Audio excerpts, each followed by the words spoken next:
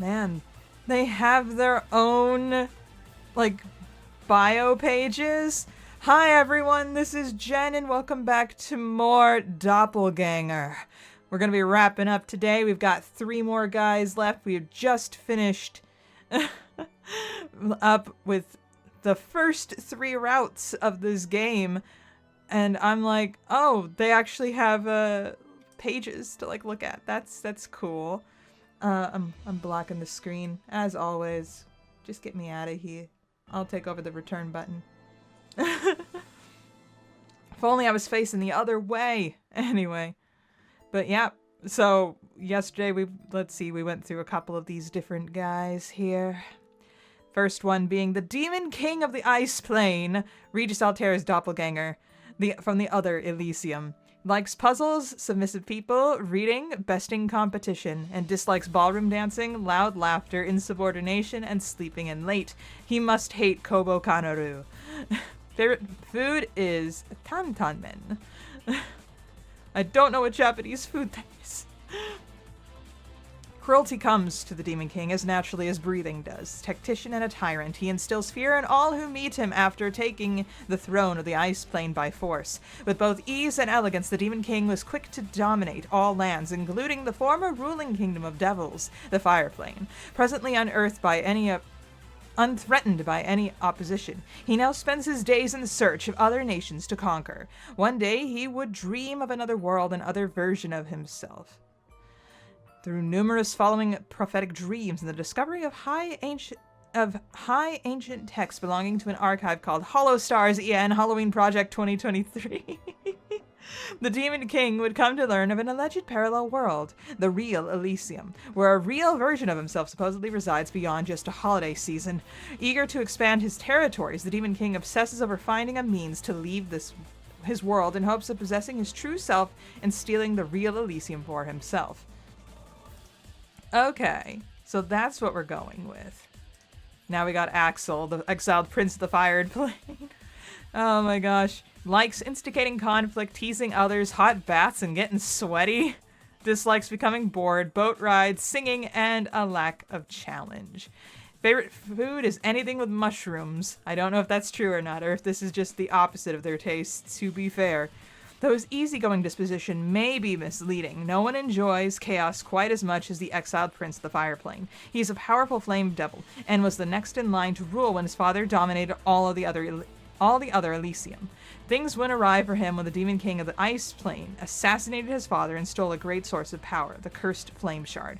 However, he now looks forward to taking the world back for himself with a carefree attitude and thinks it'll be an exciting development for everyone. He is very cunning and lies to others without hesitation. He's also a well-known hedonist in Casanova, with a large harem of devil lovers that fawn over him from the sidelines.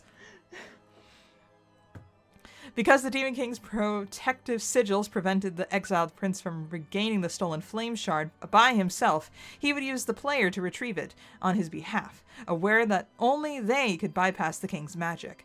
What he wouldn't reveal was the fact that, due to the nature of the flame shard itself, the player would, as a result, be transformed into a devil themselves by doing the dirty work for him. Oopsies! And then we had Bettel, the showman.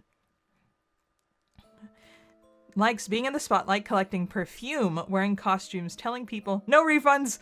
Dislikes repeating himself, cleaning, method actors, children, receiving hugs. Favorite food is banana pudding. Oh no, he got taken over by Felican. Anyway. The showman is a bossy and arrogant prima donna, incapable of working with others for too long. The showman's flamboyant theater monopolizes Skeleton Country's business world within its iron fist.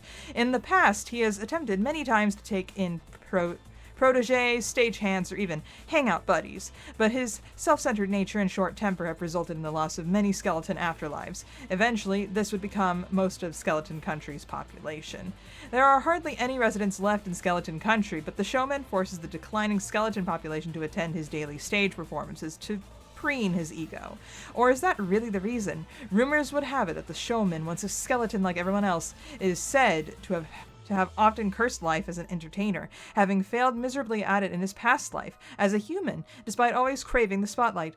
Following suit, he apparently rose to power in Skeleton Country after making a pact with some devil gods. In exchange for fame, affluence, and a human body, his past states that he must entertain someone, anyone, once a day, or otherwise lose everything. Okay, I thought that was the case. Where it's like, nah, he has some sort of Faustian bargain going on, dude. Anyway, let's continue on. We've got 3 more guys to meet. Door number 4. Ah, it looks like we're on to Hakka's route. Oh boy, baby bird Mane. How do you handle your boy? Oops, I gotta move back over. Hopefully that's high enough. We'll adjust when needed. The Karasu demon. Oh, we just jump right into this. Hi, Hakka. Took you long enough to return, human. I don't know if I can do Hakka's voice. It's been nearly the entire day. Huh? For a moment there, I suspected you attempted escaping your service of me. The offerings you brought back from this place called Supermarket better be the finest in the land. You're such a brat. I just saw that. Oh my gosh. Okay. There wasn't a supermarket. You're a brat. Oh, that's the answer we're supposed to take. Okay. No. We're going back. We're going back. There wasn't a supermarket available, unfortunately. With how far out we seem to be in the countryside, there weren't really many options. There was a farmer's market a while away, though. Took me forever to hike back up the mountain. That's why I'm so late. Excuses. And I suppose I'm merciful enough to put it behind us since you are well-intentioned. He speaks down to me. From what I've seen so far, it must just be a part of how he communicates with the mortal realm. He isn't human after all. He's a demon. A crow one at that, locally referred to as a Karasu. From what I see before me now is a Karasu demon that I'd accidentally summoned when I landed in a parallel world. And how it happened is a little embarrassing. Okay, let's see what the, other ways. Well, I mean, I guess it's supposed to loop back around, so let me try doing that again. But essentially, I wound up bleeding on a statue in another Xenokuni-like place, and had met Banzoin Hakka look-alike there. A demon in front of me doesn't know who Hakka is. Okay, the demon in front of me doesn't know who Hakka is. He's never heard of him. Even after I tried explaining Guild Tempus and Hakka's role as an exorcist, it had been dismissed. It's always like that with this Karasu demon. What's worse is that maybe I'm getting used to it. Well... Rather than me, the Karasu demon is more interested in the groceries hanging from my elbow.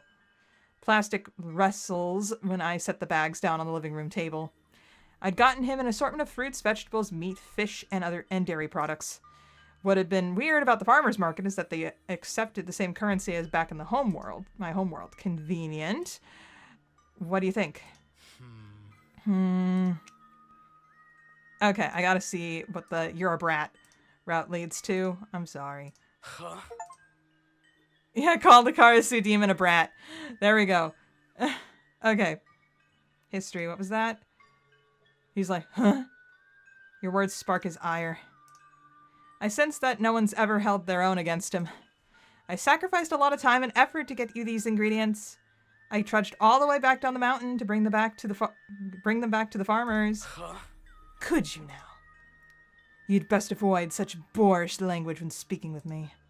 Know your place, mortal. Otherwise, you'll regret this display of insolence. He speaks down to me. What I've seen so far, and just how he communicates in the mortal realm. Blah, blah, blah. He leans forward to peek into the bag, but his expression doesn't change. Prepare them for me. Huh? Aren't they fine how they are? The fruit and vegetables should be fresh. Do tell me. How many raw food offerings from my worshippers do you think I've tried in my years of existence? These, as they are, bring little value.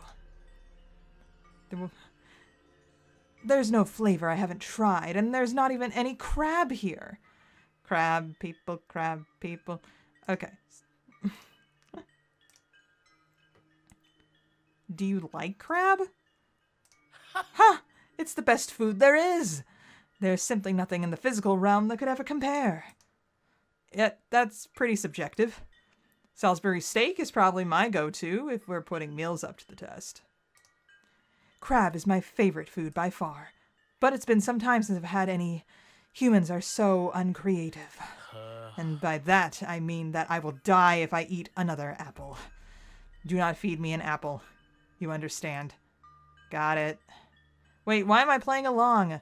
There's something more important I should tell him. You asked me to prepare some food, but... Do tell me. But what? I feel like you should know that I'm not a very good cook. Okay, I gotta see the other one. No crab for sale. Sorry, wasn't any crab for sale. You could have checked the water. He's so unhappy about it. Had he really wanted crab that badly? Skip. Okay. Weirdly enough, maybe Hakka, the one this demon looks like, had enjoyed cooking the most? How many cooking streams has Hakka done? Then you'd best learn. In one sitting? Your pathetic mortal struggles do not interest me.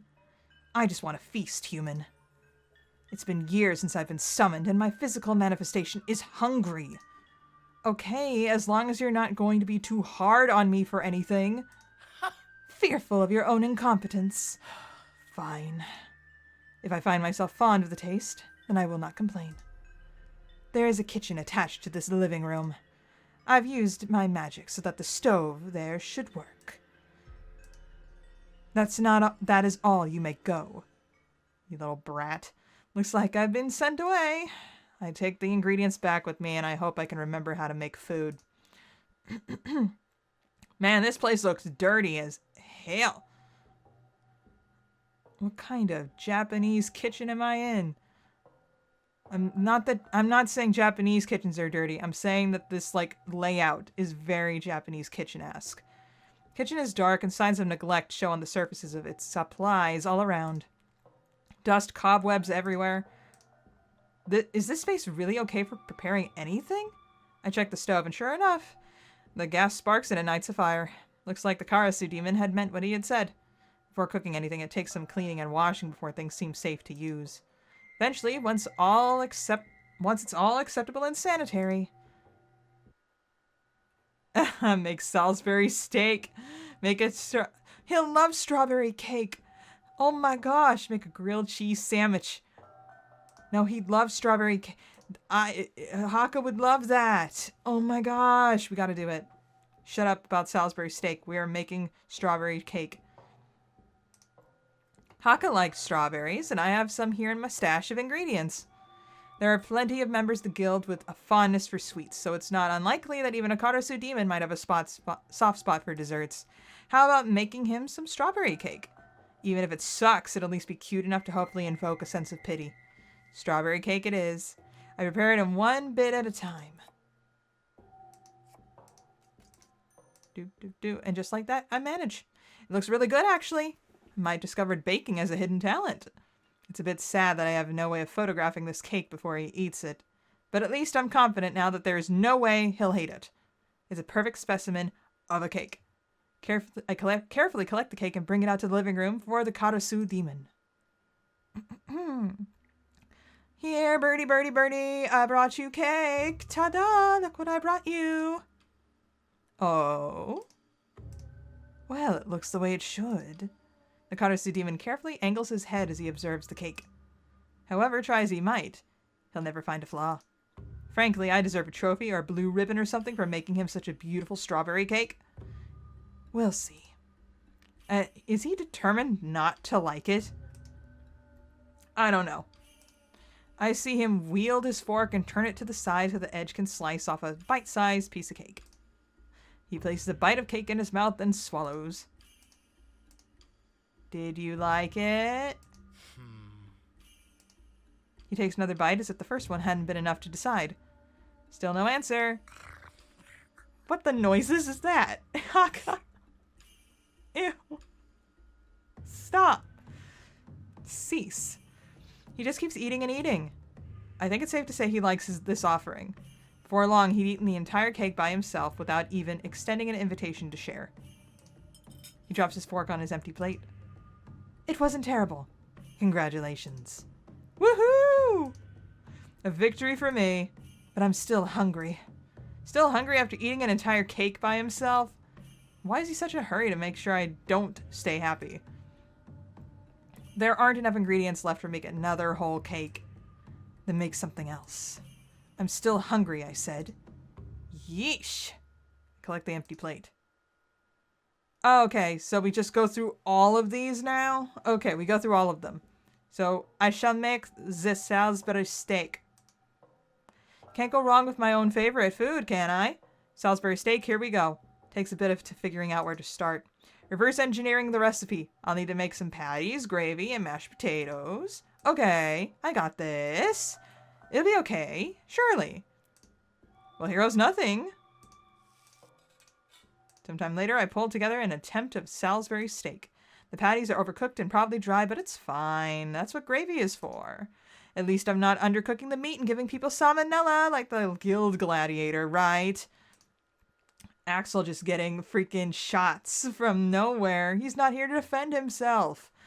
After trying to convince myself that I did an acceptable job, I bring the meal out on the table in the living room. Slow as always, I see, human. Without responding, I place the Salisbury steak in front of him on the table. But he looks unimpressed. Majorly so. Hey, what the heck? I worked hard on these. He could at least pretend to be a little grateful or appreciative. This is my favorite meal. I tell him this is an attempt to defend my decision. With a sigh, he prods at one of the patties with the prongs of the fork I brought him. The patties betray me in an instant. I guess I hadn't used enough breadcrumbs or egg or something, because they crumble into little crusty meat bits under pressure. And he looks at me. He just looks at me. You can't dismiss it so easily. It might taste good. I insist. Hearing me out for a change, the Karasu demon takes a couple of bites, smearing the broken patties around in gravy. The chewing noises. I hate that. He chews. Good. I just want this to work. What's this? It's terrible. I don't taste anything. Do tell me. Did you even attempt to season? Come to think of it, I forgot that part. Don't ask me how. I'll try something else. Give me a second. I collect the failed dish. Okay, grilled cheese sandwich it goes. Sims knowledge you can't... Simple is best. After all, it's hard to screw up a grilled cheese sandwich. It won't take me long to get it to him either. I set aside the ingredients needed and start up the stove. And in little time at all, the sandwiches are ready. I used a little too much butter on the bread, so maybe his hands will get oily. But then again, when is there ever too much butter? They're messy, but isn't that the point? Actually, you know what? I'll eat these once and make them another set. No. Tell me. Did you eat my food? How is it that I'm immediately caught the moment I come out into the room? You're a slave to your appetite and you disgust me. You have... I say nothing.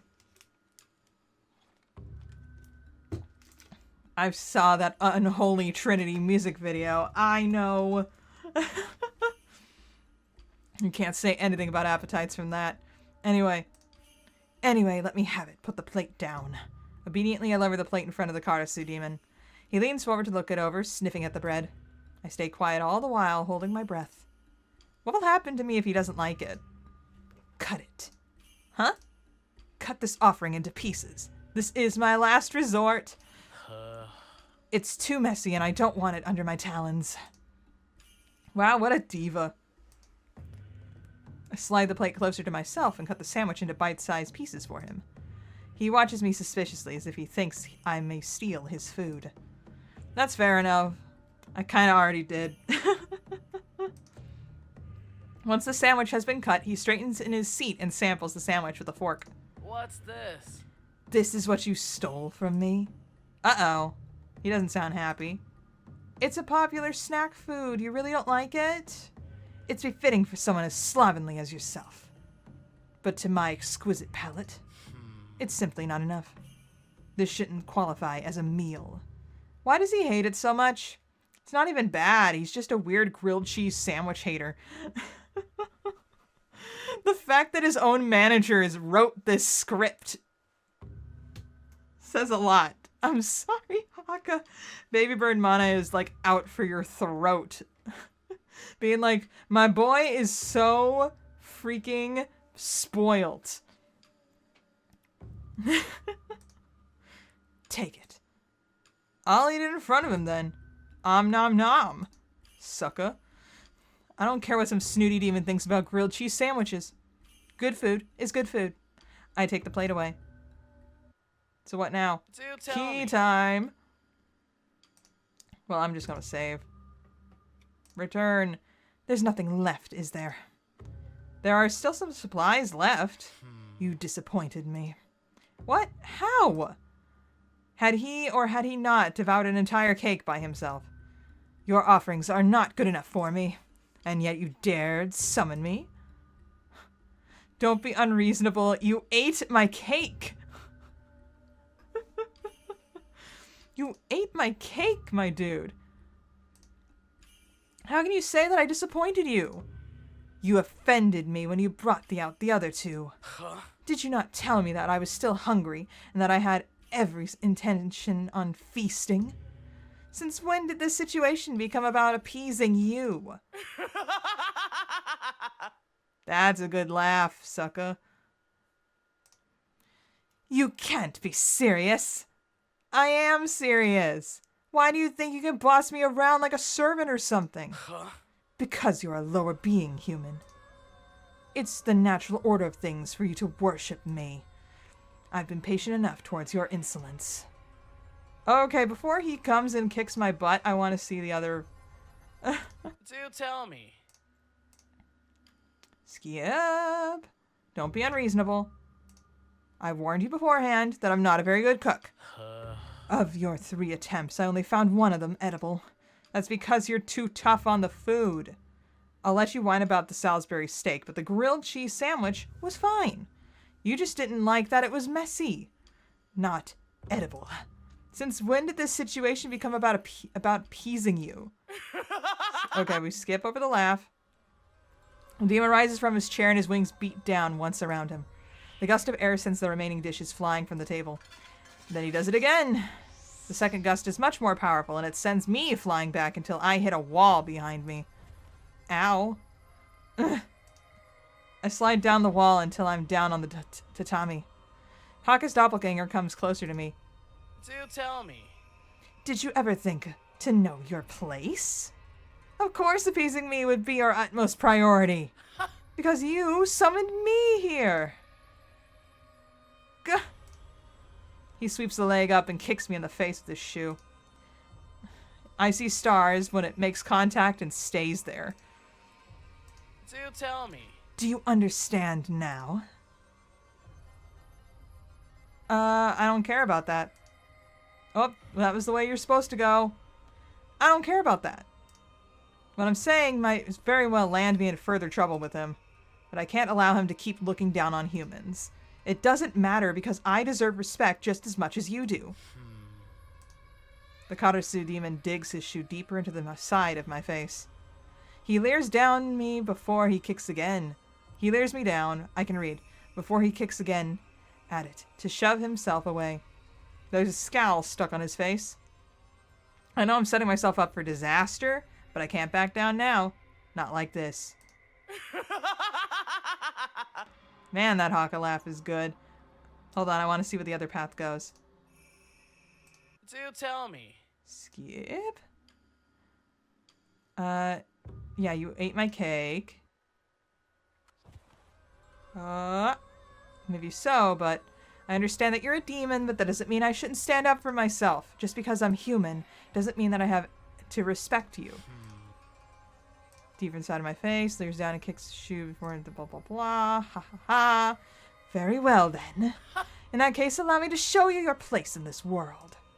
The Karasu demon reaches for my hair and sinks his claws into my scalp when he lifts my head. I squeak in pain as they break my skin and blood drips down the sides of my face. I squirm under his grasp before he throws me back to the ground with another sadistic laugh. Human. Beg me for forgiveness and I'll reconsider your punishment. Ugh. I'm too disoriented to respond. I sit up from where I've been flung aside and slowly try to recollect myself. Did something happen? Everything abruptly goes still. Oh, here comes the cannibalism. Awesome. Why?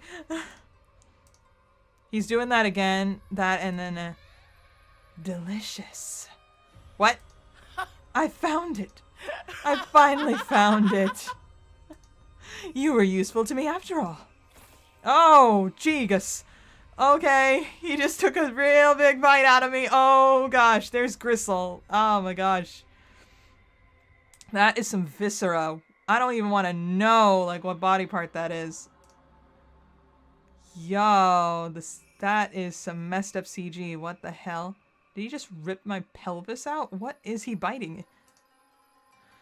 You're so delicious. I can't believe I didn't think of this before. As his claws pass my skin and chews on whatever he can rake out from under it, I don't feel any pain. Why? Is it just so painful that I don't feel anything anymore? The body is a strange thing. I watch as the Karasu demon helps himself to my innards, pulling my organs out from beneath my ribs like I'm a piñata full of candy. How dare you mention piñatas when it's Hakka? Joke's on you, I taste like grilled cheese sandwich on the inside because that's what I ate. My blood stains his teeth. He gets little stringy pieces of meat caught in some of them every now and then. I close my eyes and I see him start slurping down another piece of me. Maybe that's my liver? Kidney or something? I don't know. I just...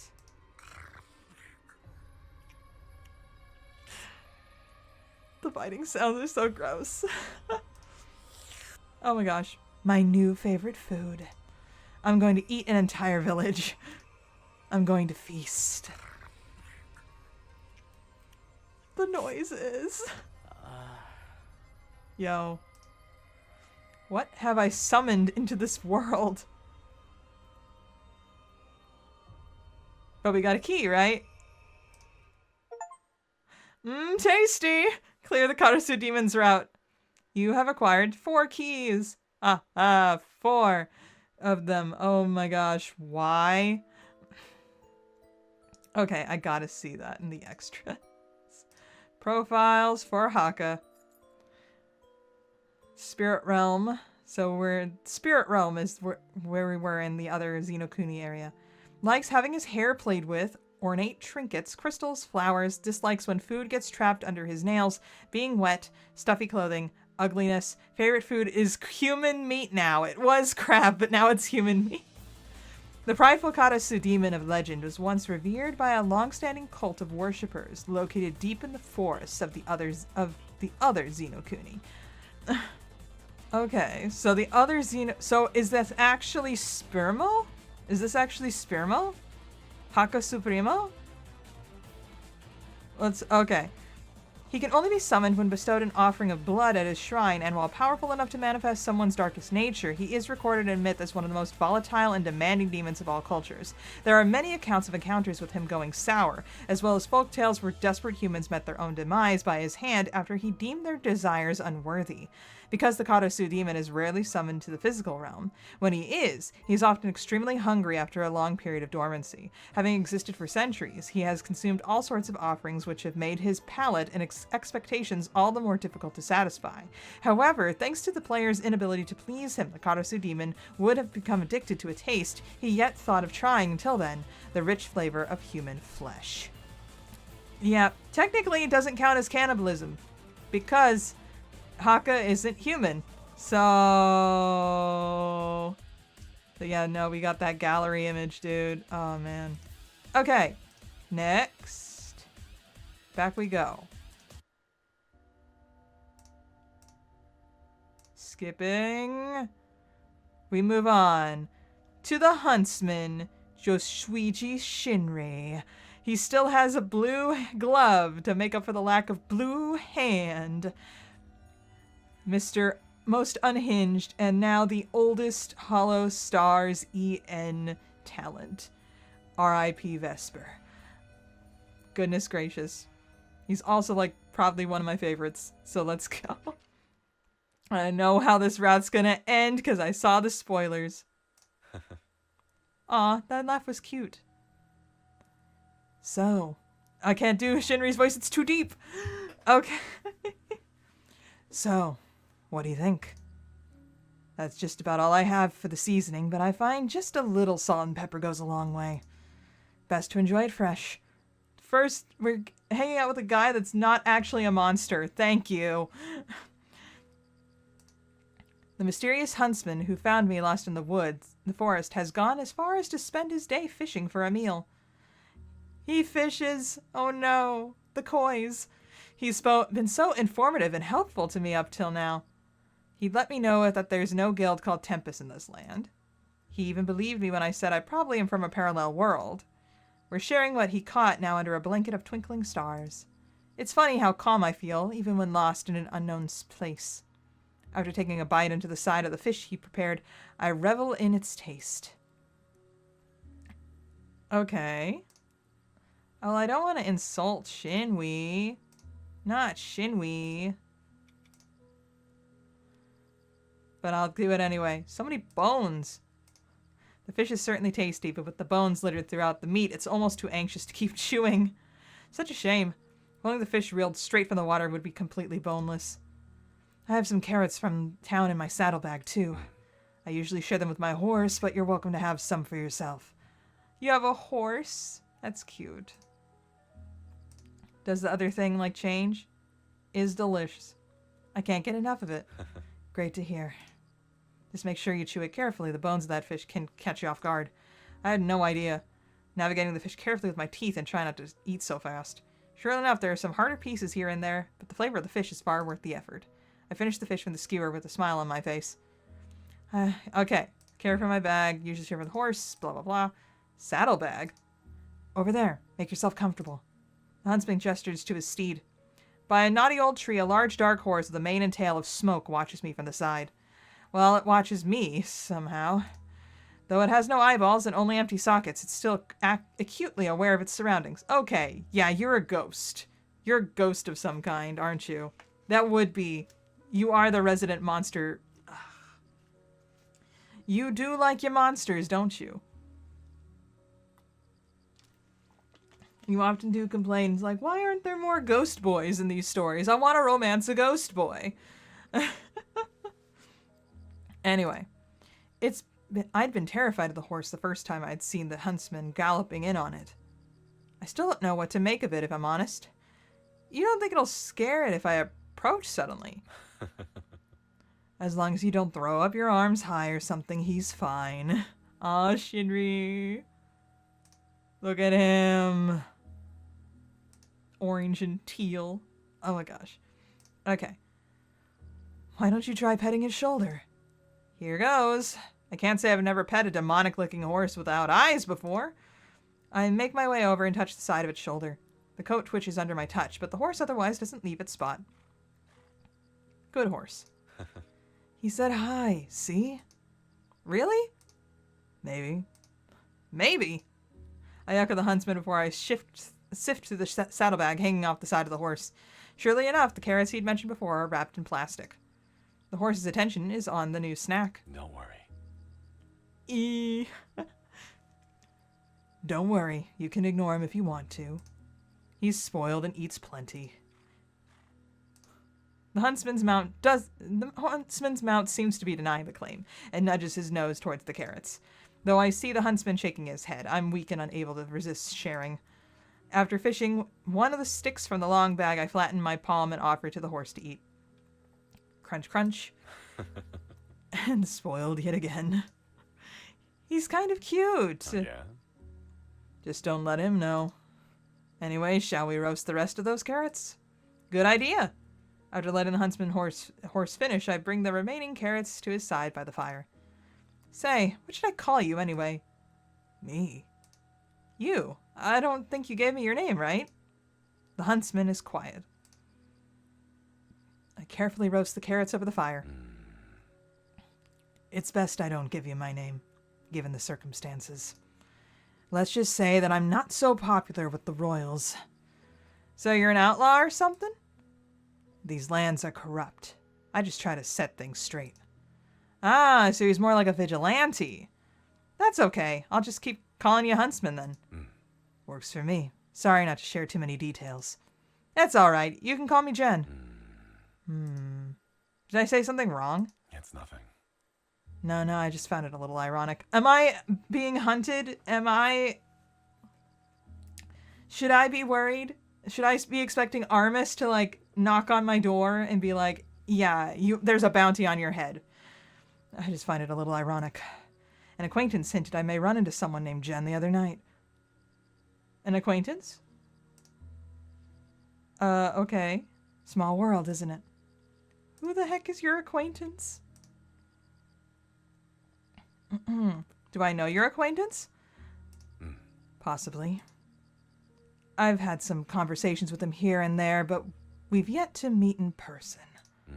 You could call us pen pals? Are you companions? So it's long distance? Hopefully you two get to meet someday. Maybe someday, somehow. The carrots are finished and I sprinkle some salt across them. All done. Want some too? Okay, let me see what the other ones are. What's your acquaintance name? Oh, that's the key. He's never told me.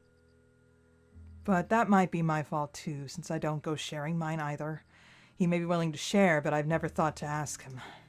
You could always try making up a nickname or something. That might be awkward for us both. But it's not a bad idea. Maybe we could figure out some code names. Okay. We should all hang out together. The huntsman laughs when I make the suggestion. I'm suddenly self-conscious. I wonder what that might be like, the three of us in one spot. Seems like it could be a lot of fun. Are you, like, possessed? Is that, like, by the ghost of your left hand or something? Seems like it could be a lot of fun. I'm defensive of my idea. That's so. He's quite a storyteller, so I'll believe that. The carrots are finished. Yep, there we go. All done. Want some too? Nah, that's all right. You take them. Tomorrow will be a long day for you. You should rest up. You don't have to help me get home, you know. I feel bad making you go out of your way. I frown at him from around the carrot I'm eating. And leave you on your own. I can't do that. The fire plane's not too far from here, and that land has been in chaos ever since. To put it simply, the nearest kingdom is too dangerous for a stranger on their own. Don't worry. There's no trouble at all for me to help you return to your own world, so don't worry about it. It'll be okay. We'll figure it out together, I promise. Shinri! He puts a smile. His smile puts me at ease. It'd be rude to refuse his help at this point, right? And it's not bad, either. After exploring this world a little on my own, he'd been the only person to hear me out. Let alone be kind to me. Thank you, Huntsman. After taking turns to bathe in the river, we wrap up the night fairly early. I'm more exhausted than I thought. It doesn't take me long before I drift off to sleep. Or at least I think I'm asleep when I hear the huntsman talking. To himself? Yeah, I thought so. Hey, are you there? So you hear me too. Nobody is there, right? You don't hear other voice responding to him? Jen arrived on my side. Me? I'm losing you. Say that again. I strain to listen harder, but there's still no other voice present. The huntsman's talking to himself outside my tent as if someone is there with him. I wonder if I should worry. I'm not sure. Don't worry. I know. Don't worry. I'll keep Jen safe. Is he talking to the other Shinri? Does he have connection to the other the other Elysium? I'll try and keep you posted around this time again. The conversation with himself ends. Everything goes quiet and I hear the huntsman shuffling over to his own tent. Too sleepy to keep pondering, I drift off into slumber. What is up with you, Shinri? Who took a picture of this Japanese background and made it all pixelated? Sleep well?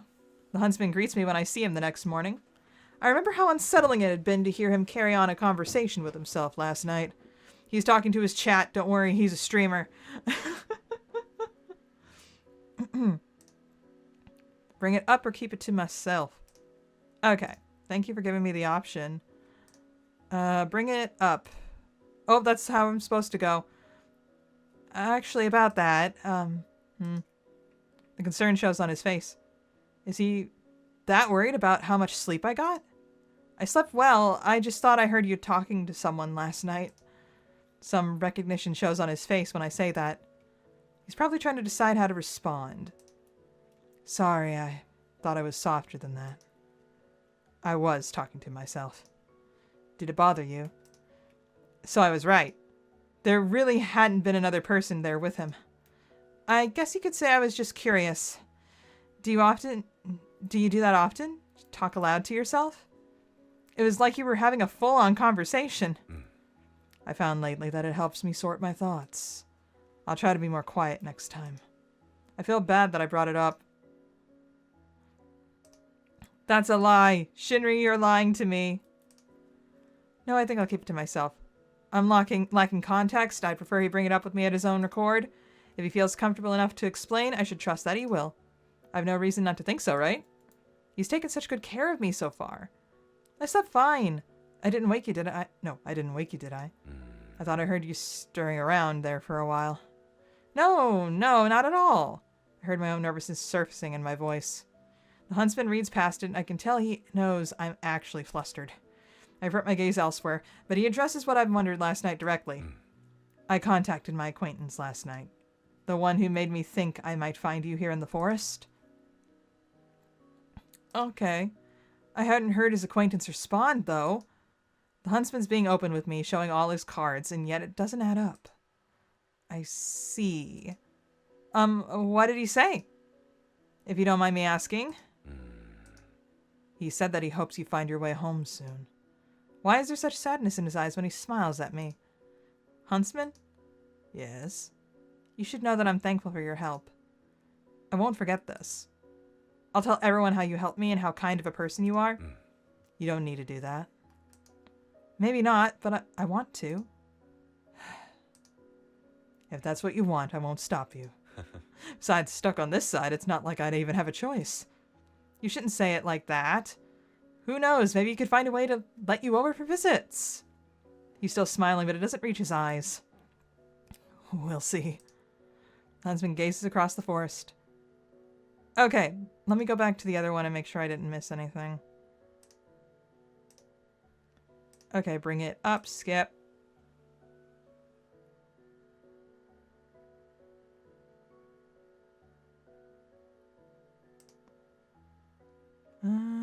Okay. I guess we have reached that point. Okay. It'll be okay. Let's head to town and see what we can find there, alright? Alright. For a moment, he pats my shoulder. He's so mysterious and kind. I just wish I could help him more. I wonder if I'll ever know what's passing through his mind. Am I like... Wait, he only has one horse, right? Am I grasping him like from behind? Or am I sitting in front? I mean, I'm taller. I don't know if I'd be taller than him sitting down. So... I'll never forget the night I found you crying by yourself in the forest, Jen. You called me Shinri. Josuiji Shinri. That's who you are! Shiwiwi! Stop it. I understood my role as your protector. Because I'd known who you meant. Because prior to your arrival, Shinri's voice, as well as his memories of you from the other side, had reached me. He is talking to Shinri! Oh man, is that because Shinri's cursed?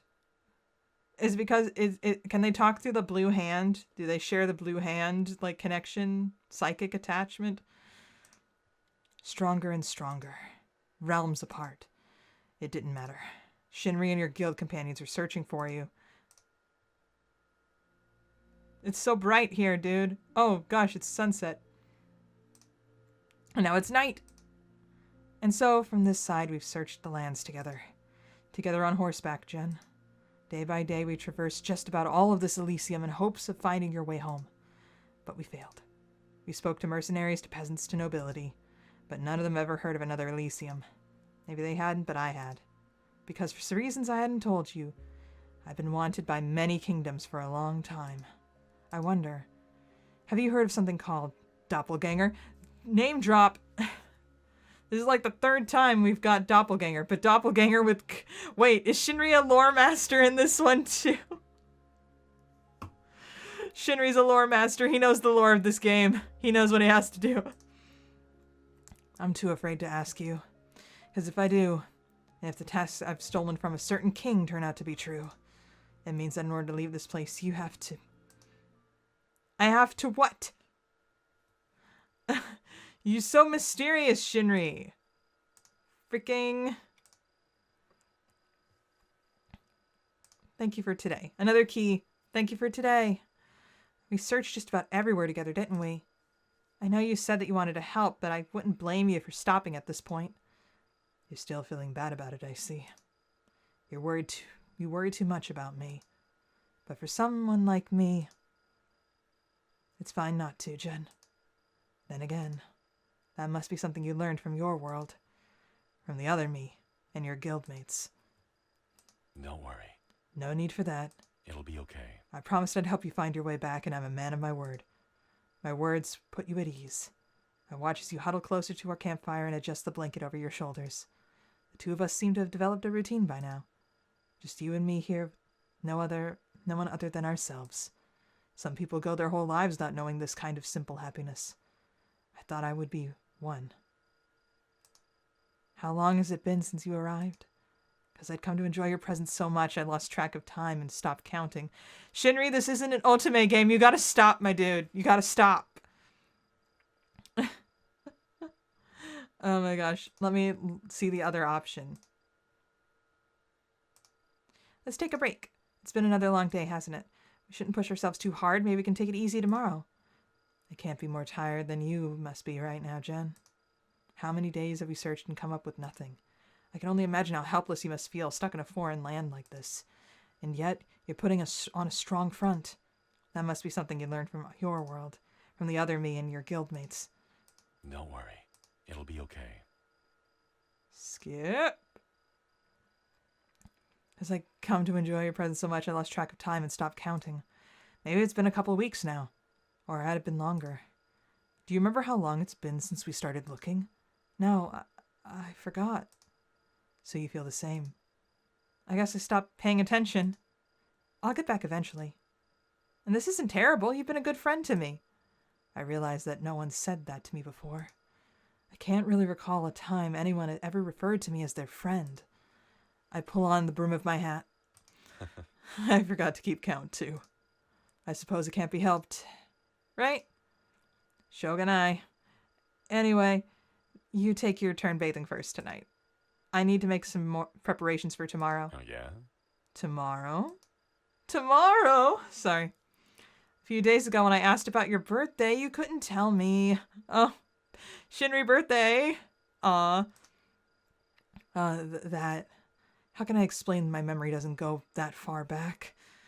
Oh, you have, like, kind of a short-term memory, huh? It's like, this world is... I thought that was really sad, Huntsman. Oh, yeah? Did you? Of course you would. So we're celebrating your birthday tomorrow. Your birthdays going forward will be 11/27. Oh my gosh. Shinri and me are gonna have, like, the same birthday. If I recorded this yesterday, Shinri and me could have had the same birthday. Dang it. Okay. Don't forget, okay? If you say so. I'd tell you that I don't need it, but you're too excited for me to try and stop you. I'll take a bath now. Good. Take your time. Moonlight makes the river shine silver. I take my time in the water. My hair sticks to the nape of my neck as I wash it. Why is he taking over the narrator? Then again, we're only seeing it from his point of view. Then I think about how you called me your friend. You'd gone as far as to make up a birthday for me, too. What if we were happy like this, Jen? if you didn't want to go back anymore. No, I can't think like that. It's not right for you to stay here. I can't believe the thoughts that even surfacing to my mind right now. I close my eyes and try to escape them. And when I do, I see a memory. One of his memories. Ah, it's so bright. Effing. Oh, it's the guild hall. It's so nice.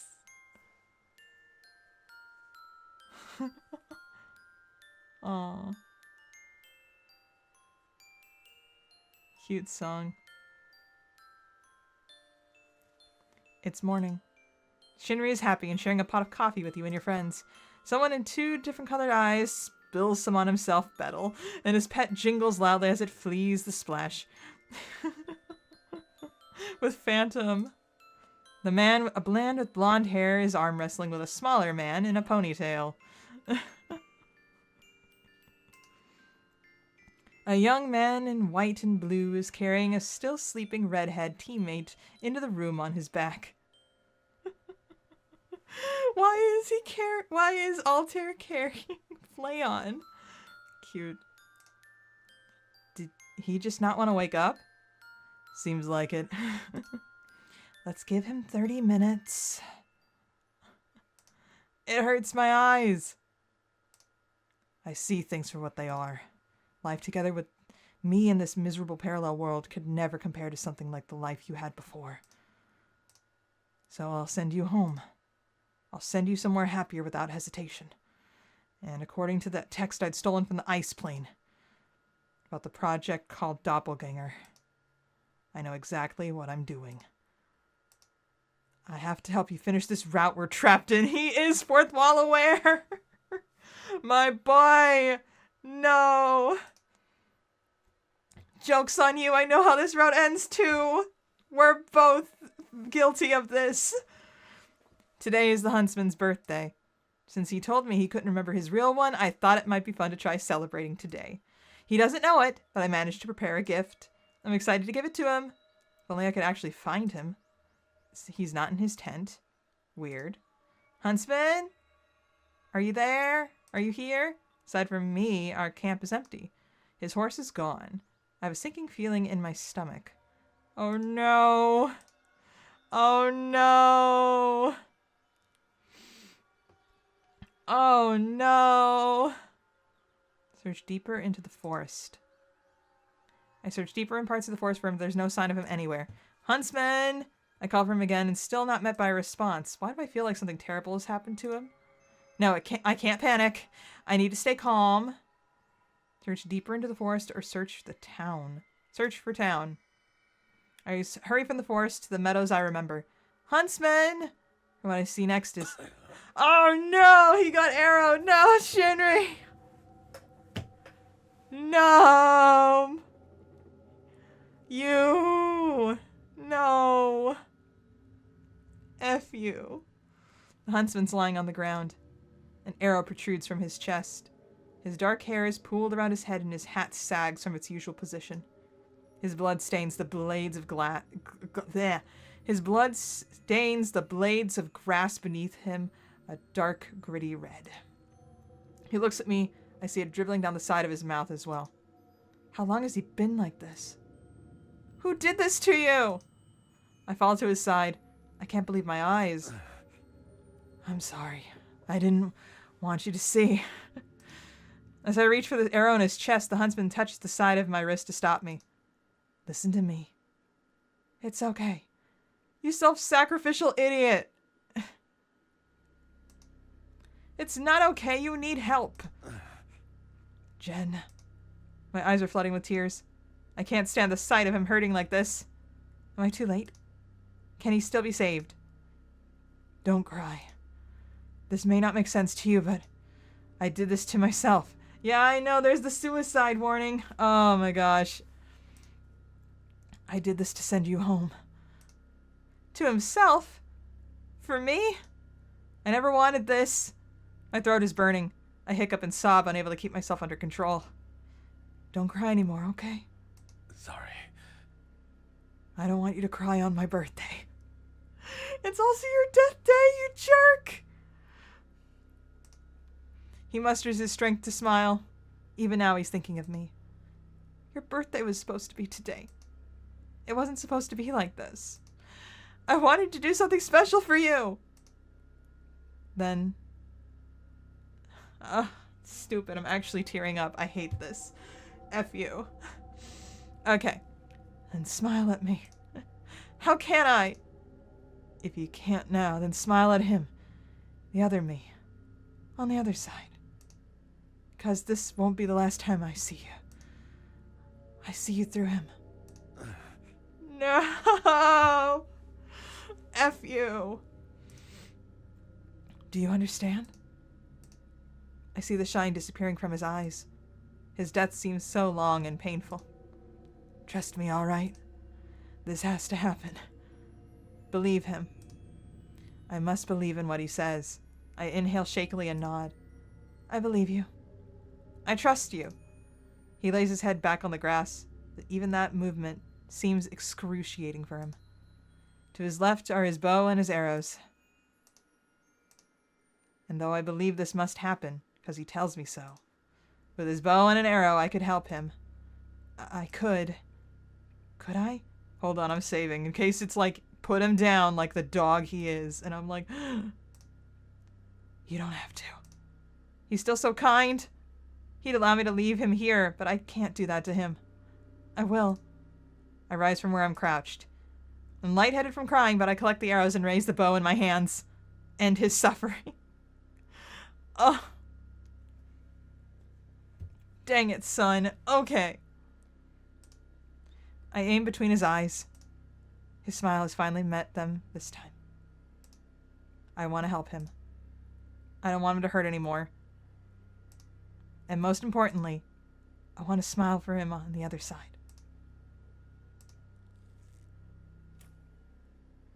You draw the bow and... he's dead. Happy birthday, Huntsman.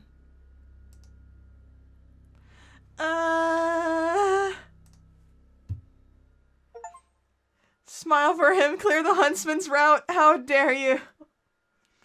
F that noise. 5 keys. F that. Okay, we gotta get through Flayons. We gotta get through Flayons. But first, profiles. That sucked so hard. Okay, Shinri's doppelganger, unknown. Likes fishing, sleeping under starlight, getting to know locals, protecting the weak. Dislikes haunted places. That's not the Shinri I know. Pretentious businesses. Well, that might be Shinri. Wastefulness, invasive personal questions. And his favorite food is gyros. The steadfast and mysterious Huntsman's loyalty belongs to no kingdom, and he follows his strong moral compass without care for where it lands him. He rides a ghostly horse without eyes, and though his appearance can be intimidating, he is revered by many villagers as a wandering hero and vigilante. Not much is known about his past, but it would seem that he harbors many grudges towards royalty and often acts in opposition to their wishes. At some point, he even faced imprisonment in the Ice Plane for stealing the high ancient text of the archive called HOLOSTARS EN Halloween Project 2023, in which he learned about the true nature of his world. Shortly before the player arrived on the other Elysium, the Huntsman would also become capable of momentary spiritual contact with his other self, Josuiji Shinri. After bearing witness to Shinri's strong memories and emotional attachments, the Huntsman felt compelled to serve as the player's protector. While he would grow attached to spending time with the player, the Huntsman would eventually accept the futility of his world's nature and sacrifice himself to help send the player back to the real Elysium and his other self. Shinri, you idiot, you self-sacrificial dork, I hate you. Okay. F that noise. Okay. Last door. Machina x Flayon. I know where this is going to go, and I look forward to hearing, like, all the voice acting bits that we're going to get from this little weirdo right here. Okay. Bring it on, Victorian child. Of the creepy variety with your short shorts. At least it's better. You could have been in like your suit, I guess. That would have been very much more revealing. But holy crud. Alright. Abandoned automaton. Let's go. Oh, it's raining. Rain slips through the green foliage above me. It falls and patters against my skin and hair. As my clothing starts clinging to me, the air around is rich with the smell of wet leaves. It's not bad. Petrichor. Strange. I can't recall what happened between when I stepped through the door and now, but perhaps I shouldn't be surprised. Of course, the way back to the Tempus Guild Hall wouldn't be as easy as going through the right door. There's no point in sulking. May as well try my best to figure out where I've turned up. I know it's a forest, at least. Then again, I know a lot of forests. I've never been this good with distinguishing one from another. All trees look the same to me after a while. If only I were Machina ex Flayon. If I were Flayon. The guild's pilot always seemed to be able to memorize landmarks without trying. He rarely needed to check his maps after initial expedition, and I always reached out to him when I found myself lost somewhere. Oh, there's an idea. I think to check my communication device and contact him. Come on, Flayon, pick up. Drat, failed signal. You've got to be kidding me. I give it another try. Ugh, failed signal again? Hello?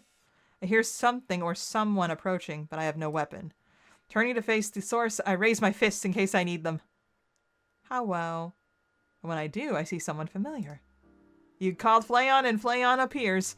Red hair dripping and close to his face. Flayon seems to have found me here in the woods. I see. Yeah, that's right. It's you. Where did you go for so long? I waited here for years and years. I thought that maybe you wouldn't come back for me. But it's really you. How beautiful. I'm so happy I could die, Master. Waited for years and years? You said you waited here for years and years? How long have you been by yourself? I don't think I'm the person he meant by his master, but I really need to try to figure out more about where I am. Anything helps. I lost count. You left me here a long, long time ago, so I can't remember. Sorry, but there's no way. Flayon's lookalike seems unhappy with my denial. He won't let me have this. He stares at me as if I'm lying to him. Fine, whatever makes you so sure it was me. Your name is Jen. Huh? So I was right. It could still be a coincidence. I refuse to believe I'd do something so cruel. I'd never abandon anyone in the woods like this for who knows how long. I don't blame you for what you did, Master. After all, you're the reason I exist. There's such a finality and weight to what he says. He believes to the bottom of his core that I'm his master. What does he even mean by that? I only feel more confused than I did before. Are you Flayon? Oh, who are you? Ask if he's Flayon first. I didn't. I did that second. If this is Flayon, something is very wrong with him. The smile on his face dims. At this moment, perhaps both of us realize that we've been mistaken. That has to be the reason. The disappointment is showing on his face. No. No? Flayon is. I see him hesitate. Flayon's name means something to him, but I don't understand it. Flayon's dead, Master. You yelled at me. You said you wouldn't call me by his name anymore. Okay. Yep, we're getting this. This is what I expected. I'm scared already. Let's go. 'Cause it hurts when you do. It breaks your heart, remember? And you having a heart is what makes you human. You said that you were different from me because I can't understand your pain. That's what you told me. I did? What the hell was he even talking about? There is no way I could just forget Flayon dying. It's impossible. Right? Does calling me Flayon again mean that your heart is fixed now? That must be why you came back. No. You're not Flayon. I'm sure about this part. You have the wrong person. You have the wrong person. I'm sorry, there's just no way. But you created me. Really? Did you really forget? There are reasons beyond simply forgetting that makes his claims impossible. That's just the thing. There's no way I could have created you either. I should watch my words. According to him, he and his master had approached this subject in the past. There's definitely seems to be an underlying complex. I hear his joints make a rickety sound when he shifts his stance across from me. This person is not human. He's completely mechanical. Yep. I just don't have those sorts of skills. You heard of Machina x Flayon? Well, here's Flayon x Machina. I just don't have those sort of skills. Abandoned automaton. No reply. As I wait for one, I realize that the rain has lulled to a stop. The automaton still stares at me as if I've broken something in him. With nothing left to say, I give an awkward nod and try to find some good timing to make an exit. Good luck finding Jen, okay? I mean it. I avoid meeting his gaze as I turn to leave. In the very same moment, the automaton suddenly breaks the quiet. No. Excuse me? You can't. Uh-oh. No! Oh no, he screamed. Oh, hold on, I gotta go back. Can we go back to that? Dang, we can't. Okay, I wanted to go back and hear it again. But he'll scream again, I'm sure. That was a really good take. Don't leave me anymore. The shouting shoots fear through me, and before I know it, I'm running from the forest without thinking. Without looking back. His voice falls further and further away, but I can still hear his mechanical legs creaking and grinding as he tries chasing me. Don't go! I need you to stay with me! Here we go. Forever! Yandere Flayon is here. Everybody hide. You promised me. Pant, pant. I run until I don't hear him anymore and eventually come to the edge of the forest. Though I seem to have lost him, it's still difficult for me to not feel uneasy. The automaton may not be human, but he still sounds like it. No, I can't think about that anymore. I can't afford to feel guilty over something I didn't do. My eyes search the clearing for any signs of shelter. In the far distance, I see a greenhouse and a small chateau side by side. Where should I go from here, I wonder? Sneak into the greenhouse, ask the chateau's owner for information, return to the forest. Okay.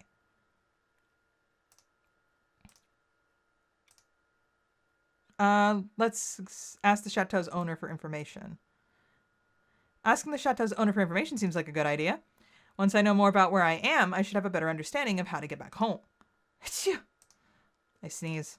In that moment that follows, I realize I may be getting sick from the rain earlier. Serves me right, I guess. The timing couldn't be worse. I feel chills beginning to develop, and I can't afford that to slow me down. I should be on my way. Without looking back, I trudge into the chateau in search of some answers.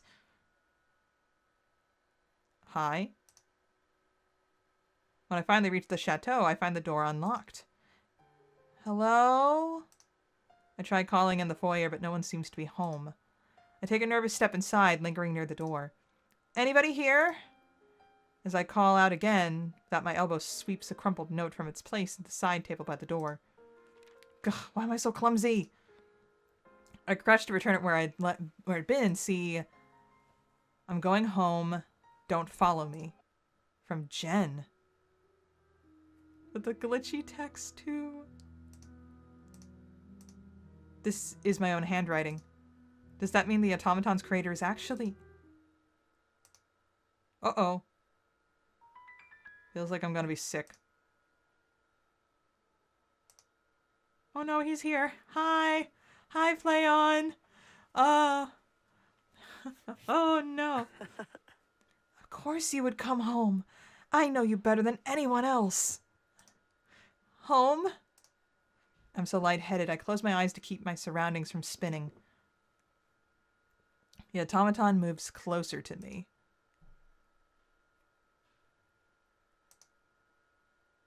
He is right there. This is your home. When I awaken, I find myself in a room I don't recognize. Somehow I'm in a pair of cotton pajamas that fit me perfectly. Did you change me, sir? Excuse me. What's happening? You were sleeping for a while. Seems I can't escape the automaton. Do you remember your home yet, Master? Don't call me that. Just Jen is fine. Anyway, I'm still confused. You carried me back here after I fainted? Where did the pajamas come from? These are your pajamas, Jen. You pushed yourself outside in the rain, and when you came home, you collapsed. So of course I changed your clothes for you and put you in bed. His face lights up with affection and pride, but I just feel violated. Does he think I'm gonna thank him for that? Don't smile like that. You should have woken me up. I tried, you know, but you didn't wake up. I couldn't leave you there on the ground wet and sick. You're never happy with me lately. Not then. And not now. I don't know what I'm supposed to do. I watch him for a long moment, lacking any words that might comfort him. There's a flat silence in the air before I break it with a sudden sneeze. Ugh. My whole body is fed up with me and my stomach growls just shortly after sneezing. The automaton laughs tiredly. See? Still sick. I should make you food. What do you want to eat? When had I last eaten food? The idea of a home-cooked meal is appetizing, but I can't trust this automaton. Okay. Save. But I'm also tempted to check the other areas, so let me, oh no, I saved over it. Dang it. My bad. I forgot I was on the wrong file thing there. I can go back to it later. Are you good at cooking? Oh, that's the key. Are you good at cooking? I am, if there's a recipe or if I have one memorized. You designed me to have some cooking abilities because you aren't very good at it yourself. And I don't eat. I'm just very good at following instructions. Enjoying food seems fun. I'm jealous that humans eat. It's just a part of being alive. Being alive seems fun. Anyway, I'll see how you resist one of your favorite meals. Wait! Before I can protest, the automaton leaves for the kitchen. Back we go. Load. I still don't trust you. The automaton looks at me with emptiness in his eyes, as if I've slapped him with my words. While he still terrifies me, I still sense that he cares. After all, he claims to have waited for me in that forest for years and years. I see. I know. I feel it. It doesn't matter. Anyway, I'll see how you resist one of your favorite meals. Yep. Okay. Load again. Why feed me? It's not like you owe me anything. You said that I'm never happy with you lately, right? It's my purpose. I exist to help you. Whether you're upset at me or not, it doesn't matter. I was made to support you and provide companionship. Anyway, I'll see how you resist one of your favorite meals. Okay. Wait. Before I can protest. Okay, let's make I just want to go through I make sure I go through the key route. And skip. Before I can protest, the automaton leaves for the kitchen. Looks like there's no stopping him. Without realizing, I fall asleep again. More sleep seems to have helped recuperate my strength. After awakening a second time, I follow an appetizing smell to the dining quarters and see that a meal has been set out for me on the table. It's a hearty-looking Salisbury steak. Salisbury steak? My favorite. We learned that from Hakka's route before he ate me. One of my favorites? As I stare at it, I consider that maybe the automaton actually has met some version of me. This place might still be a parallel world or something, right? It'd make more sense why I wouldn't remember things or why everything's so different. I thought you might wake up soon. Are you feeling better? A little bit. That's good, isn't it? I knew that you wouldn't have it any earlier, but how about now? Okay, save over that one. Return. Okay, I'll fall into Flayon's trap, except the food. My stomach growls again. I can't fight it forever. As I watch the automaton carefully from across the room, I decide to trust him and reluctantly lower into my seat. He hurries to stand beside me. You need a drink with it, right? Milk? Juice? Milk is fine. Okay. After the automaton provides just about everything I could ever need, I help myself to his cooking. It's delicious. So delicious, in fact, I practically wolf it down without hardly chewing. It earns me some soft laughter from him. If the food is poisoned and I die after this, at least it tastes good. That's the dry humor that crosses my mind upon finishing. You ate it so quickly. It was nice. I wiped my mouth with one of the napkins I'd forgotten to put in my lap. Do you want more? I can make more if you want. Normally I'd be all out to pig out, but my nerves have been so fried from stress that my appetite is smaller than it should be. I feel uncomfortably full, and I definitely ate too quickly. This was plenty, thanks. The automaton seems happy with my answer, and he lowers himself into a chair beside me. You're so stubborn. I'm happy to help, you know. I'm thankful for that. I should head back soon. Now that I'm out of the woods, maybe my communicator has a better chance of reaching Guild Tempus. Hold on. Okay, I'm gonna go back to ignoring the food. Decline. Can't trust him. Inch, he'll take a mile. I tell him that much about him. After all, he's still every reason to put something in my food if he's so intent on keeping me here like he'd been in the forest. No thanks. Even from the distance, I see expression synced with disappointment. It's not the kind that invites pity, though. It's the kind that makes someone nervous. Any moment, I feel like he might lash out at me for refusing, but he bites his lip. When I look at me, he smiles at me instead. You're so stubborn. Okay. Okay, let me load that, like, previous one, then. I want to make sure I stay on the key route.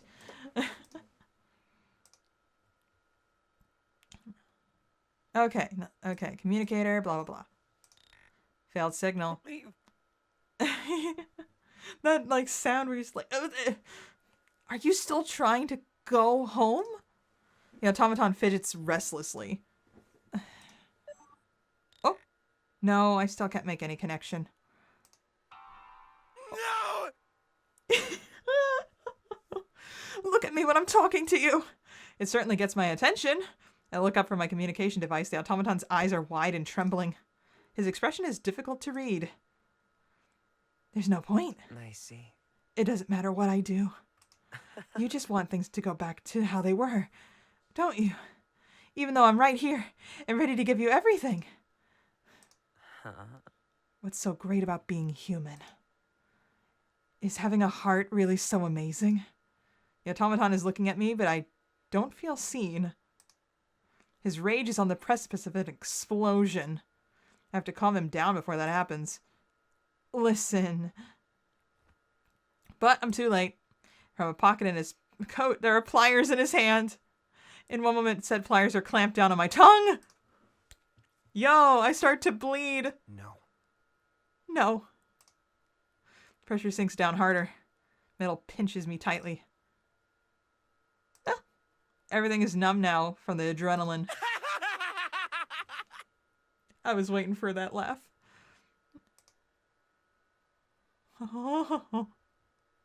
The automaton retracts his hand, pliers still in them. Yo, his nails are so long and red, and oh man, the blood dripping from the pliers. Oh gosh. Then from them he drops the piece of my tongue he'd torn off to the ground. I brought these from the greenhouse earlier. I had a feeling somehow that I'd need them. Blood fills my mouth and my eyes begin well with tears. I watch the automaton in horror as he opens and closes the pliers flippantly as if they were a child's toy. Don't leave. It's not good enough for you because I'm not human. Go on, you can say it. Or maybe you can't now. I'm not good enough for you because we're so different. Because I don't have a heart. With pliers shut in his fist, he laughs at me before plunging them deep into my chest. I scream as loud as I can. The automaton fails to react. He keeps muttering to himself. But just think, what if neither of us had hearts? Wouldn't that make us perfect for each other? You'd finally stop hurting. You'd stop thinking about how I'm not Flayon. And you'd finally stop comparing myself to humans. I finally stopped comparing myself to humans. He cranks the pliers back apart and spreads the wound he's inflicted. Blood bubbles up through the gaping hole. Ah! I'm gonna die soon. There's no way I'm gonna live through this. Shh. He coos to me as I dry sob. Just be still, okay? It'll be all over soon. His pliers dig further into me and his other hand is placed on my cheek. His thumb wipes my tears away gently. I only manage a weak gasp. The tongs of his pliers twist and puncture everything they can. My sight starts fading. Don't worry. Without this stupid heart of yours ruining you anymore, you'll just be like me. You finally know how I feel. That's why you'll forgive me if I stop it, right? He takes hold of my beating heart with his pliers and bursts a hole in it. Ooh. Because even if you don't know any better, You're mine. I can make you happier than anyone else. Don't leave. Wait, No. don't go. No! Don't go, I said. Stay with me forever.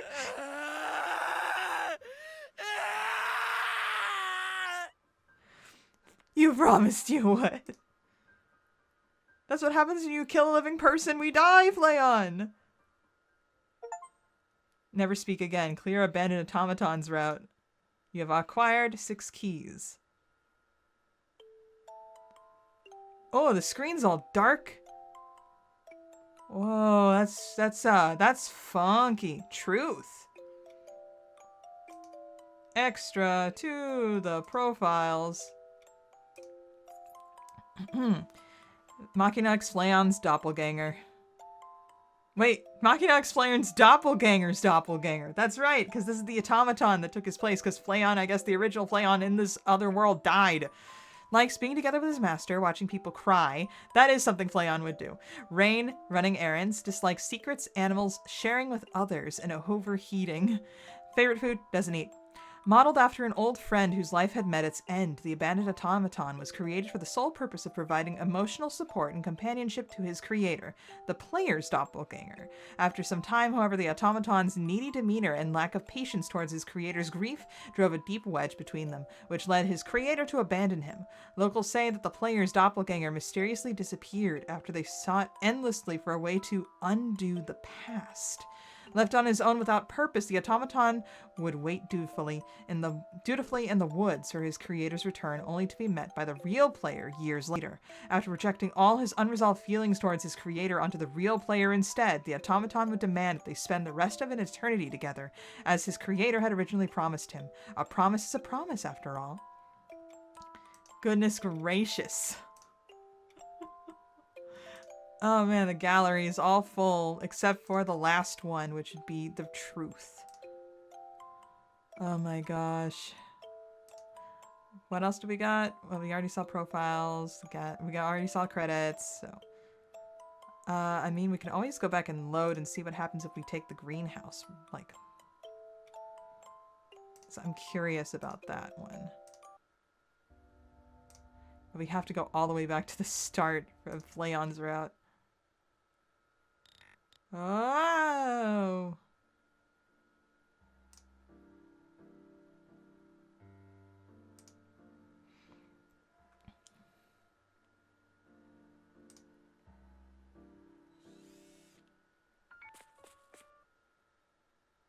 Okay.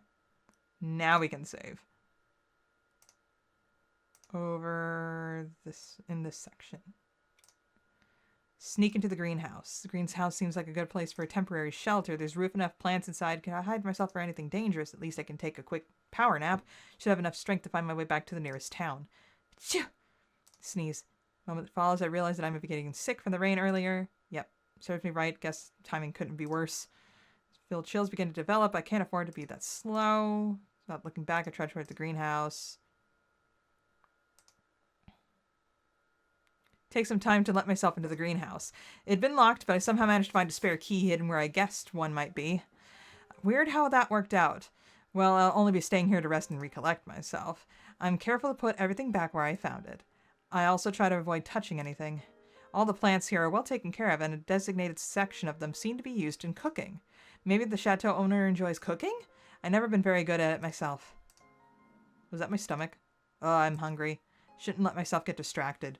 There are more than enough vegetables growing that I could steal, but that'd be just taking a quick nap here makes me feel guilty enough. I'll pass taking any food, maybe try to hunt or fish instead. Rather than eat anything now, I search for a place to sleep. The back of the greenhouse, I find a tool shed. Should suffice for a nap, just an hour or so, letting myself sleep in the creek. With a creek, I find the corner of the shed and use a stack of soil as makeshift pillows. And he finds it. Okay, it takes some time. Eventually I fall asleep. Z's. Of course you would come home. I know you better than anyone else. Sleeping like a baby in the shed. So cute. I wake and I find myself in a room I don't recognize. Somehow I'm a pair of cotton pajamas. Okay, so that's how that goes. So return to the forest. Maybe it was too hard on him. Hesitation, return to the forest. Oh gosh. He seems pretty desperate back there. Then again, he said he needed me to stay with him forever, and that's something I simply can't do for him. I've got to get back to the guild hall. Okay, so if we were like, maybe we should, and it's like, no. Okay, back to the main menu. Yes. Okay, now for the truth. We have all the keys. Let's go. What was my name? Jen. Yes. In the vast darkness, another door appears to you. A mysterious door with 6 keyholes, each of them with a different jewel-colored lining. As you approach it now, you know where it'll lead. After all, you've been through a lot to get here. You remember the many stories you witnessed and played a part of it. The Huntsmans, the Karasu demons, the abandoned automatons, the Showmans, the exiled princes, the demon kings. All 6 keys you worked hard to collect dissipate into the abyss. A lock clicks and you finally open the door. Shinri! Oh my gosh. Oh, man.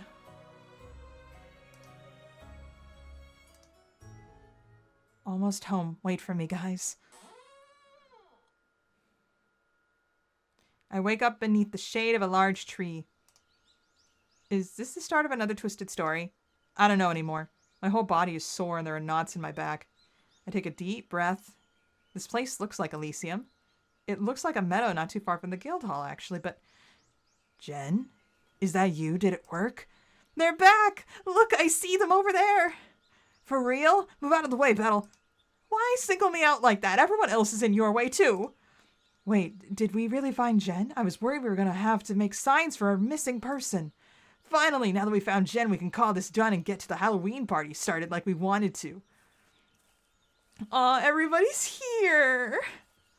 Aw, everybody's here. Dang, Shinri looking fine. Okay, I'm fine.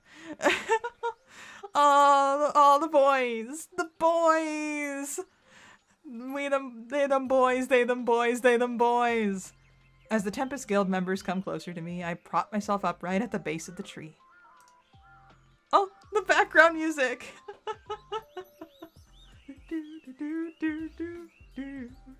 Okay, so that now we know. I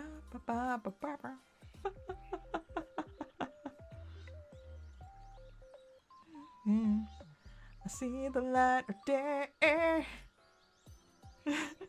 Okay, I'm stunned and at a loss for words. Because I've experienced so many tragedies, I don't even know what to say to them. Would they believe me if I told them what I saw? Had I just conked out there and had a series of different nightmares? No, they definitely have been real. I can't believe otherwise. Sorry, everyone, for making you worry. How long have you guys been looking for me? Way too long. By that I mean a couple of days now. You still alright? You look like you've been through it. Want me to carry you back?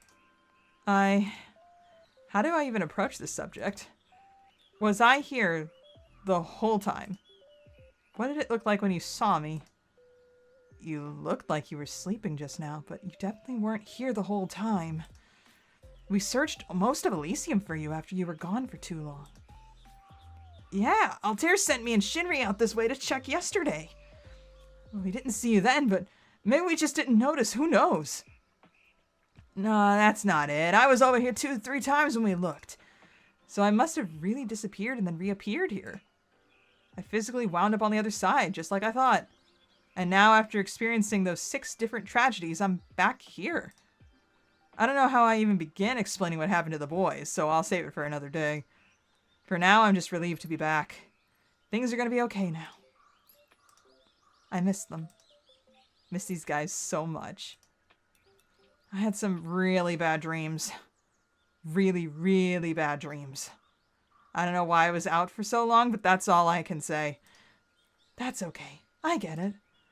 I understand that feeling too. You would. The other Shinri was talking to you. The two of them look at each other as if they knew something you don't before looking at me again. Right, Regis Altair was talking to Regis the Demon King. Yeah, those two are like, yeah, we know the parallel world existed. Before they look at me again. Okay, come to think of it. Hadn't their doppelgangers come in contact with their other selves? Allegedly? Allegedly. I guess I'll find an opportunity to ask them one day. Let's not beat around the bush. We should get Jen out of the dirt. So are we still going to open the hall for the party? I think it can't hurt. There's a good way to welcome Jen back. All right, we gotta set the sound system up for karaoke. Come on, Jen, let's get you back inside. Friendship. The boys help me from the grass and lead me back towards the guild hall. When I'm on both feet, I'm met by a group hug. Some of them muss my hair and tease me, but I don't pay attention because I'm home. I'm home. Finally home. Where I belong. Can't even describe how relieved I am, how good that feels. As the Tempus Guild Hall slowly comes into view, I look forward to a Halloween spent together with my friends. Goodbye, other Elysium. Clear the true route. Yay! Produced by HOLOSTARS EN team. Oh, I gotta move out of the way. Game director, scenario writer, Baby Bird Mane, and all the, Chihuahua Mane, Art Neko Mane, Toki Mane, and Shika Mane, and Gora Mane, all in this. Character designers, Hakuseki. Background designer, yes, Yasuda Gabo. CGI designer is Suzuki Crown and Seki Ike. Okay, I wondered how you're supposed to pronounce that. So, okay, picture gallery. Oh, yeah, magic. Yeah, the audio was Doba Syndrome. I caught that. I'm like, yeah, do. Yay! That was fun! We got anything new in the extras? Well, I mean, I know we got the gallery. Oh, the boys! The boys! They're so cute. Oh my gosh. Ooh, let me do... Yes! Get the full Delulu experience. Let's do this, suckers. Should have played this on Halloween. I didn't know this was a Halloween game. But man, getting wrapped up in a good story though. That was fun. I enjoyed that immensely. That was so great. Oh my gosh.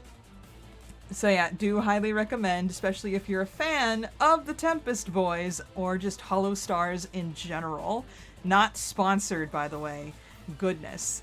Ah, man. But this was super fun. I hope they make one for, I hope they make one of these for Armis, too. I really want to see how they would make Octavio, like, a complete yandere. Octavio would be yandere. Although Ruse would be good, too, if we got Obsidian Ruse to, like, appear, like, during all that. Maybe he'd be, like, the main route. Ooh, who knows? That'd be interesting. That'd be fun. Oh man, don't know what we'd do with Gerard though. He would definitely be the brat of like the entire game. He'd be the brat route. Oh my gosh, not sure what Gibby would do though. Maybe Gibby would be. Oh man, I don't know. Because Gibby is like such a sweetheart, dude. I could not imagine him getting into anything dark. It'd be fun to see Ruse be something like kind of in this creepiness because freaking dude hates scary games. So it'd be fun to make him play this, dude. It would be great. Anyway, I think this is enough rambling on my part. I gotta do some editing so I can get this out on my birthday. And this will probably go out the day after. Man, I do not get to sleep in on days off, do I? No. Anyway, thank you guys so much for watching this very special birthday Let's Play, where I got to be Delulu, at least for like one section of the year. One day of the year, Delulu? That sounds about right. Anyway, see you guys all later for more Homestuck related content with Beyond Canon, and I will see you guys all next time. Bye!